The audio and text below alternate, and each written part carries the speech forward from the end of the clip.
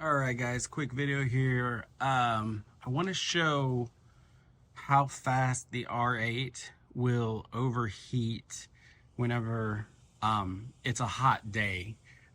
We're in the shade, but it is filming into a bright area, but the shade is, the camera itself is in the shade, and because that's how I would use it. I would never take it out in direct sunlight. So anything we find out, just know that if you were to take it in direct sunlight, it would get worse. So I'm going to turn this on. Okay, it's giving us the warning that it may overheat. Well, oh, okay. So this is the thing. Look at this. Look at this. It's almost got full bars. 1, 2, 3, 4. I really can't count them from here. I think that's 6 or 7 bars. And that's just from sitting outside. I haven't even hit record yet.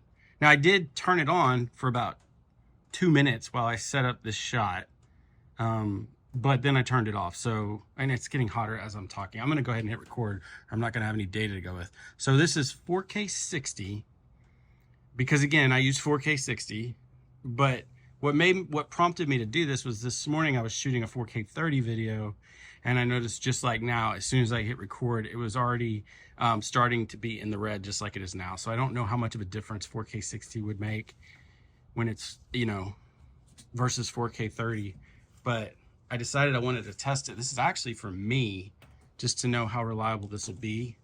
And again, we're not in direct sunlight, we're in the shade, and it is really, really hot out. It is, let's see. I'm checking right now. I'm gonna cut in here, and it is 106 degrees. So, yeah, that's, oh my gosh, it's already overheating. That is crazy.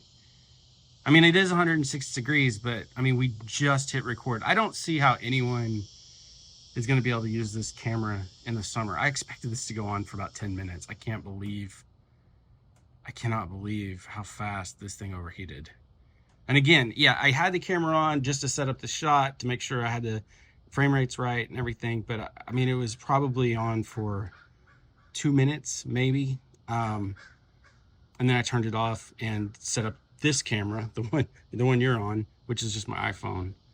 And then that brings us to now. So this is just, I don't see how anyone who's recording video in the summer, especially if you're in the South, I just don't see how this is going to work. Because again, after 2 minutes, it's already 1 minute and 40 seconds.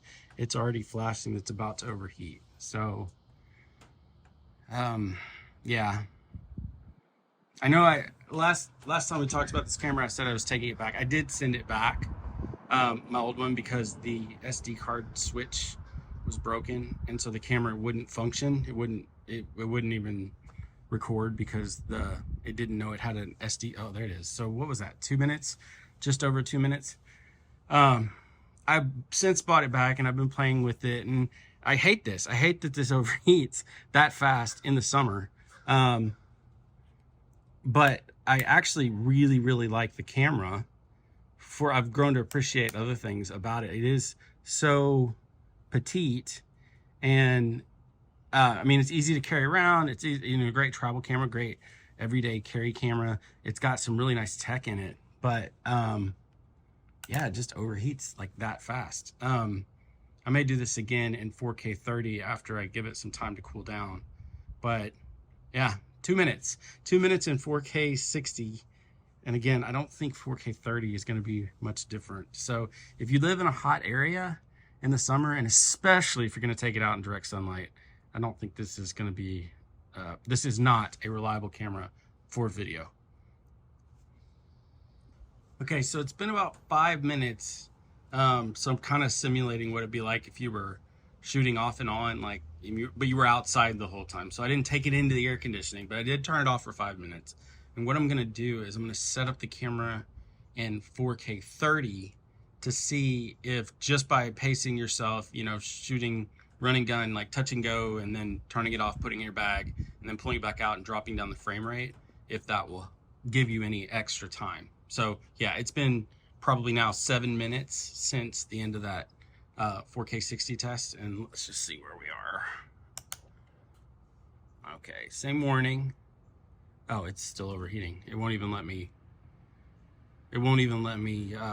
make any adjustments. So yeah, yeah, it's crazy. And like, I know this looks like I'm in the sun. That's a reflection. Like, we are totally in the shade here. Like, the sun's out there. We're under a pergola. So I don't know how this is. It is what it is. So there's your update.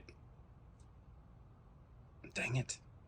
All right, so in the interest of being fair, I looked up the operating temperature, and according to the B&H website, the operating temperature of the R8 is definitely 104, and it's 106 out. So I guess if you just live in a place that gets hotter than 104, you're just not supposed to use this camera. So they didn't lie about it. The problem is what choices do you have? You know, well, get a camera with a fan. Okay. I looked that up as well, because that was my first thought. And it turns out that the FX30, the operating temperature is also 104.